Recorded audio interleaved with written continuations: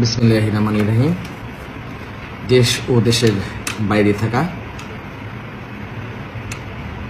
বাঙালি ও বাংলাদেশি প্রত্যেক দেশপ্রেমিক, মুক্তিযুদ্ধের সপক্ষের শক্তি, বাংলাদেশ আওয়ামী লীগের রাজনীতির সাথে যুক্ত কর্মী সমর্থকবৃন্দ, আসসালামু আলাইকুম।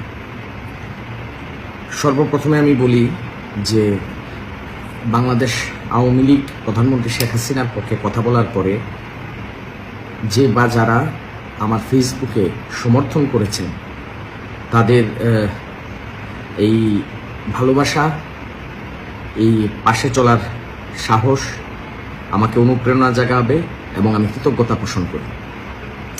সেই সাথে যে বা যারা নানা ধরনের কটাক্ষ করেছেন আমি তাদেরকেও সাধুবাদ জানাই। মত প্রকাশের স্বাধীনতায় ঠিক এই পরিবর্তনটা প্রয়োজন। যে যার মতো কথা বলতে পারবেন, আমি সেখানে বিশ্বাসী। এখানে বলা হয়েছে প্রধানমন্ত্রী শেখ হাসিনাকেই এবং বাংলাদেশ আওয়ামী লীগকে আমি কেন চয়েস করেছি। সর্বপ্রথম প্রধানমন্ত্রী শেখ হাসিনা নিজেও সুফিবাদে বিশ্বাসী, আর সুফিবাদে বিশ্বাসী মানে অবশ্যই উনি ধর্মনিরপেক্ষ এবং ধর্মীয় স্বাধীনতা এবং ধর্মীয় অনুভূতির ব্যাপারটি উনি যথেষ্ট এই ক্ষেত্রে অবিচল থাকে। মুক্তিযুদ্ধের সপক্ষে শক্তি, তার মানে অবশ্যই দেশপ্রেমিক। আর মূল বিষয়টা হলো 5ই আগস্টের পর 1 বছর সময় দেশ কতটুকু ভিন্নভাবে চলেছে সেই 5ই আগস্টের পরের চেতনা নিয়ে। আর এই যে মত প্রকাশের স্বাধীনতা যারা আটকে দিতে চায় তারাই রাজনৈতিক দলের স্বাধীনতাও, রাজনৈতিক দল চয়েস করার স্বাধীনতাটাও আটকে দিতে চাইবে, এটা স্বাভাবিক।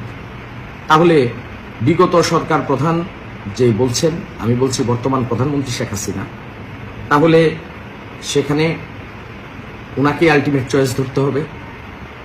হ্যাঁ, আমরা বলবো বাংলাদেশ আওয়ামী লীগকেও বিগত সময় স্বাধীনতা বিপক্ষের শক্তি নানাভাবে প্রভাবিত করে দেশ ও জাতির চাওয়া যাতে প্রধানমন্ত্রী শেখ হাসিনা বুঝতে না পারেন সেই ব্যাপারে তাকে বিপদগামী করেছেন হয়তোবা কতিপয় লোকজন, নতুবা একজন সুফিবাদে বিশ্বাসী, ধর্মনিরপেক্ষ, মুক্তিযুদ্ধের সপক্ষের শক্তি এবং দেশপ্রেমিক নেতৃত্ব কখনোই এই ধরনের রাজনৈতিক কিছু ভুল ত্রুটি করতে পারতেন না।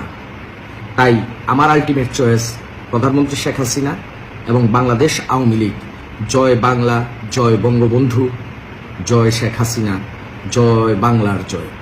বাংলা, বাংলাদেশের স্বাধীনতা বিশ্বাসী প্রতিটি মানুষের জয়। আসসালামু আলাইকুম।